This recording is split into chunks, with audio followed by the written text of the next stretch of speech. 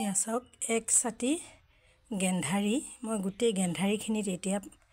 মাটি গোবৰ পচন সাৰ এই গোটেইখিনি মিক্স কৰি এই মাত্ৰ মই দিলোঁ এই গোটেইখিনিতে চাওক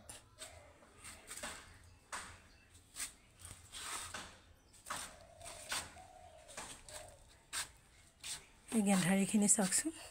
এইখিনি গোটেইখিনি কিনি অনা গেন্ধাৰী এনেদৰে এই মাত্ৰ মই অলপমান ফুলৰ যত্ন ল'লোঁ এইখিনি চাওক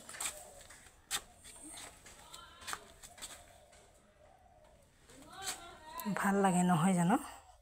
গেন্ধাৰী ফুল সঁচাকৈ বহুত ভাল লাগে